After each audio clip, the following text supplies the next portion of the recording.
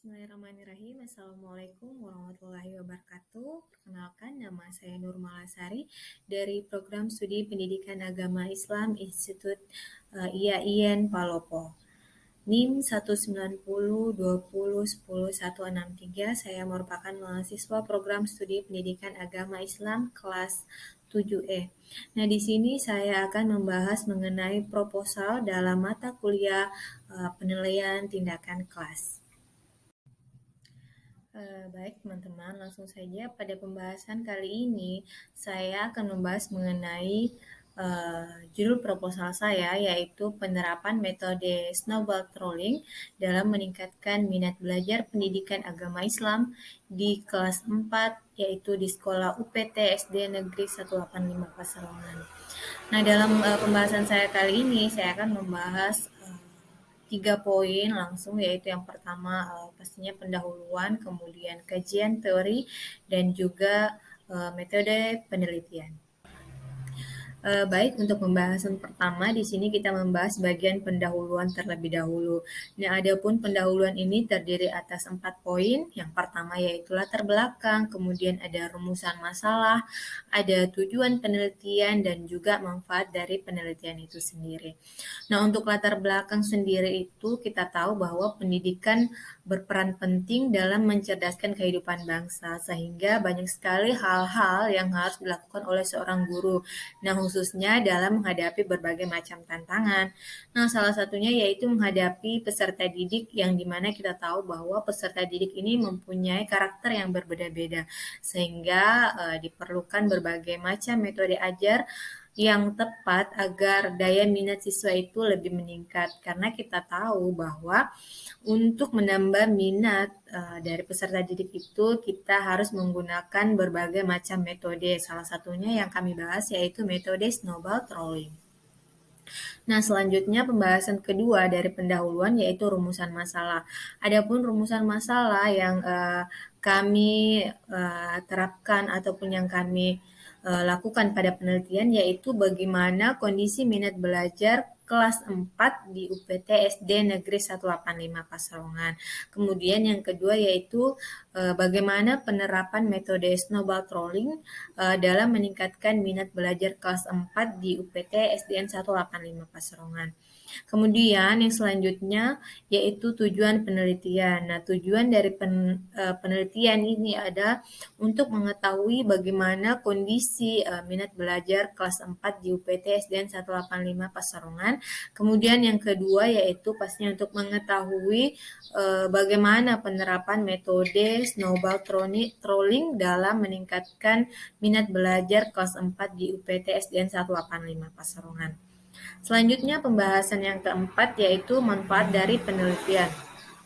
Adapun manfaat dari penelitian kami yaitu yang pertama ada manfaat teoritis, di mana manfaat teoritis ini yaitu kami berharap dengan adanya penelitian ini dapat digunakan sebagai rujukan ataupun referensi dalam mengetahui sejauh apa peran metode pembelajaran dalam meningkatkan minat belajar.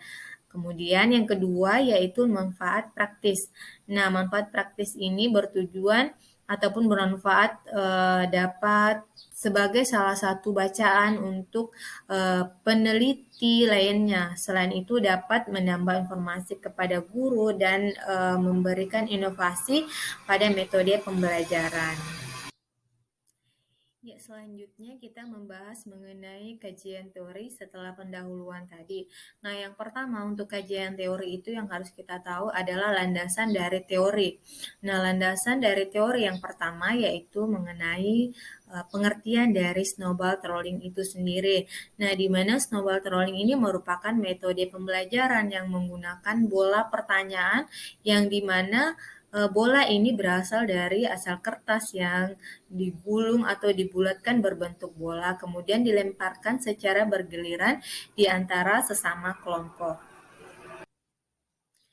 Adapun landasan teori yang kedua yaitu langkah-langkah metode pembelajaran snowball trolling itu sendiri. Nah, setelah kita ketahui pengertian dari snowball trolling itu sendiri, maka kita harus mengetahui langkah-langkah untuk menerapkan metode pembelajaran snowball trolling. Nah, yang pertama yaitu guru memberikan materi pastinya ya. Yang kemudian yang kedua, guru juga membentuk kelompok. Nah, pembentukan kelompok ini berdasarkan jumlah siswa yang ada, kemudian disesuaikanlah berapa kelompok yang akan dibuat, lalu dibagi berdasarkan jumlah peserta didik yang ada di dalam kelas tersebut. Kemudian yang ketiga yaitu guru memberikan penguatan materi kepada masing-masing ketua kelompok untuk dijelaskan ke anggota kelompok lainnya. Yang berikutnya yaitu membuat pertanyaan per kelompok sebanyak 1 pertanyaan dalam 1 lembar kertas. Jadi masing-masing kelompok membuat 1 pertanyaan. Selanjutnya, kertas tersebut dibuat seperti bola. Nah, inilah yang disebut dengan snowball trolling. Artinya, kertas yang dibentuk itu berbentuk sebuah bola. Kemudian dilempar berasal dari satu siswa ke siswa yang lain selama diperkirakan kurang lebih 15 menit atau disesuaikan dengan jumlah waktu yang masih tersedia. Kemudian sesudah siswa bisa membuat 1 bola, kemudian 1 pertanyaan diberikan kesempatan kepada peserta didik dibuat untuk menjawab pertanyaan yang tertulis dalam kertas yang dibentuk bola tadi secara bergantian. Setelah itu, setelah mereka menjawab, di situ guru bisa mengevaluasi ataupun memberikan penilaian kepada setiap kelompok. Landasan teori berikutnya yaitu terkait kelebihan dan juga kekurangan dari snowball trolling itu sendiri. Nah, kita tahu bahwa dalam metode pembelajaran pastinya ada kelebihan dan juga kekurangan. Begitu juga dengan snowball trolling. Yang pertama kita bahas yaitu kelebihan dari metode snowball trolling itu dulu.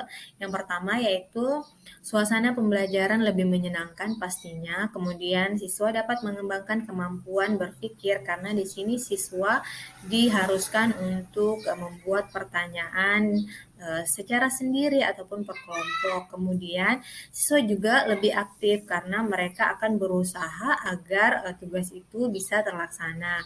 Selanjutnya pembelajaran ini lebih efektif karena siswa pastinya lebih aktif lagi. Serta untuk aspek kognitif ataupun efektif dan juga psikomotoriknya itu dapat tercapai karena ini mengacu adrenalin ataupun kemauan dan juga minat dari peserta didik itu sendiri. Kemudian adapun kekurangan dari metode snowball trolling ini yang pertama yaitu sangat tergantung pada kemampuan siswa. Jadi siswa yang mungkin IQ-nya kurang itu akan agak sulit untuk menentukan pertanyaan. Kemudian yang kedua yaitu tidak terdapat kuis individu maupun penghargaan grup sehingga siswa saat berkelompok kurang termotivasi untuk bekerja sama. Kemudian yang selanjutnya yaitu memerlukan waktu yang sangat panjang, yaitu salah satu kelemahannya. Kemudian siswa yang nakal itu cenderung membuat onar karena ini berbentuk kelompok. Kemudian kelas seringkali gaduh ataupun ribut sebab gerombolan didesain oleh siswa itu sendiri. Ya, selanjutnya untuk kajian teori yang berikutnya yaitu terkait pengertian minat belajar itu sendiri. Nah, minat belajar ini adalah rasa yang dimiliki siswa yang mendorong mereka untuk menjadi penasaran dan ingin belajar lebih banyak lagi tentang mekanisme pembelajaran tertentu. Selanjutnya, pengertian pendidikan agama Islam. Nah, pendidikan agama Islam ataupun PAI yaitu usaha yang berupa pengajaran, bimbingan, dan asuhan terhadap anak agar kelak selesai pendidikannya dapat memahami, menghayati, dan juga mengamalkan agama Islam serta menjadikannya sebagai jalan kehidupan baik pribadi maupun kehidupan masyarakat. Selanjutnya yaitu kerangka pikir. Nah, untuk mengetahui kerangka pikir di sini saya ataupun langkah pertama yang kami ambil pastinya mengetahui kondisi awal, kemudian mengambil tindakan dan juga kondisi akhir. Untuk kondisi awal yaitu kita tahu bahwa UPTS dan 185 Pasarongan itu memiliki rendahnya minat belajar. Hal ini ditandai apabila proses pembelajaran di dalam kelas itu siswa tidak memperhatikan proses pembelajaran. Kemudian yang kedua yaitu kami mengevaluasi atau dalam langkah ini yaitu evaluasi awal. Dari evaluasi awal ini kami memiliki memulai dengan melakukan tindakan. Nah, di mana tindakan yang kami ambil yaitu mengubah metode pembelajaran, yaitu menerapkan metode pembelajaran snowball rolling. Nah, di sini kami menggunakan siklus model Kurt Lewin. Yang pertama yaitu perencanaan ataupun planning. Kemudian yang kedua yaitu aksi ataupun tindakan atau action. Kemudian yang selanjutnya itu observasi. Dan yang terakhir yaitu pastinya kita merefleksi. Selanjutnya dari kondisi akhir ini harapan kami yaitu dapat meningkatkan minat belajar di PTSDN 185 Pasarongan khususnya di kelas 4. Baik, selanjutnya kita melangkah ke metode penelitian.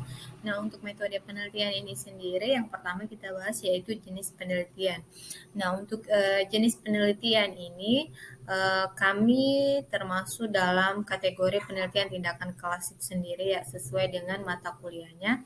Nah, ini untuk memfasilitasi proses pembelajaran yang lebih efisien, kemudian penelitian tindakan kelas ini mencoba untuk menaikkan dan meningkatkan standar pembelajaran itu sendiri. Kemudian untuk prosedur penelitian yang pertama yaitu terdiri dari subjek penelitian. Nah, untuk subjek penelitian ini pastinya siswa dari kelas 4 di UPTSDN 185 Pasarongan yang dijadikan sebagai subjek penelitian karena bersedia mengikuti penelitian. Kemudian yang kedua yaitu waktu dan lamanya penelitian. Nah, penelitian ini dilakukan pada bulan Januari sampai dengan Maret. Kemudian tempat dari penelitian ini sendiri yaitu di UPTSDN 185 Pasarongan khususnya di kelas 4 yang dimana UPTSDN 185 Pasarongan ini berada di Kabupaten Luwu Utara, Desa Ladongi, Kecamatan Malangke. Kemudian untuk prosedur penelitian selanjutnya yaitu langkah-langkah dari penelitian itu sendiri. Nah, untuk tahapan proses penelitian ini dikenal dengan langkah penelitian. Tindakan kelas ini menggunakan langkah-langkah ataupun model Kotlawen ya seperti yang saya jelaskan tadi. Jadi yang pertama yang dilakukan yaitu melakukan perencanaan. Nah, dalam melakukan perencanaan ini khususnya membuat ataupun menyediakan metode-metode pendukung pembelajaran misalnya RPP, kemudian silabus. Nah, langkah kedua yaitu action ataupun tindakan. Nah, ini khususnya dengan melakukan pengajaran. Nah, langkah ketiga adalah pengamatan ataupun observasi.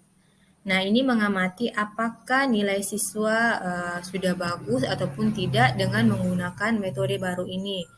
Kemudian langkah keempat yaitu refleksi. Nah, refleksi ini merupakan hal yang dilakukan, apakah yang dilakukan ini sudah sesuai atau ada yang perlu diperbaiki lagi. Nah, selanjutnya untuk metode penelitian yang dibahas yaitu mengenai sasaran penelitian. Nah, sasaran penelitian ini merupakan partisipan ataupun dalam penelitian ini adalah kelompok sasaran. Nah, sedangkan untuk partisipan dalam penelitian tindakan kelas ini adalah guru kelas 4 UPTSDN 185 Pasarongan dan juga orang tua siswa dan juga pastinya siswa itu sendiri. Selanjutnya yaitu teknik pengumpulan data. Nah, untuk teknik pengumpulan data ini sendiri terdiri atas 3. Yang pertama yaitu observasi. Nah, observasi ini untuk mengetahui, memahami, dan juga Mengetahui fenomena berdasarkan ilmu pengetahuan seseorang yang harus mengamati suatu objek ataupun hal yang dilihat secara langsung. Kemudian yang selanjutnya yaitu angket. Nah, angket ataupun kuesioner ini adalah alat yang digunakan untuk mengumpulkan data yang tujuannya ataupun manfaatnya itu untuk meminta responden menjawab pertanyaan tertulis berdasarkan keadaan mereka. Kemudian yang ketiga yaitu dokumentasi. Nah, dokumentasi ini juga sangat penting untuk teknik pengumpulan data karena proses pendokumentasian ini melibatkan peroleh informasi melalui media termasuk gambar ataupun bukti nyata. Nah, selanjutnya yang terakhir yaitu teknik analisis data. Untuk teknik analisis data ini sendiri terdiri atas dua. Yang pertama yaitu analisis validitas dan reliabilitas. Nah, apa itu analisis validitas? Nah, analisis validitas ini artinya mengevaluasi ketepatan instrumen dan menentukan apakah instrumen yang digunakan ini sudah tepat untuk mengukur hal-hal yang memang perlu untuk diukur. Adapun untuk reliabilitas itu adalah tingkat konsistensi data yang diperoleh yang dibahas dalam pemeriksaan. Nah, untuk reliabilitas ini sendiri, pertanyaan ini apakah data ini dipercaya ataupun terpercaya untuk memenuhi standar yang ditetapkan. Kemudian teknik analisis data yang kedua yaitu analisis data itu sendiri. Nah, dalam analisis data ini sendiri terdiri atas beberapa hal yang harus kita analisis. Nah, yang pertama yaitu aktivitas guru. Karena ini kita lakukan di dalam kelas, maka otomatis yang harus kita perhatikan yang pertama yaitu aktivitas itu, guru itu sendiri. Nah, ketika seorang guru terlibat dalam kegiatan kelas selama proses pembelajaran, itu menghasilkan perilaku yang mungkin berdampak pada hasil belajar siswa. Jadi memang kita perlu untuk mengetahui aktivitas guru itu sendiri. Selanjutnya yaitu angket. Nah, angket ini merupakan kuesioner daftar pertanyaan yang tertulis mengenai suatu masalah dengan kolom jawaban yang telah disediakan. Seperti itu.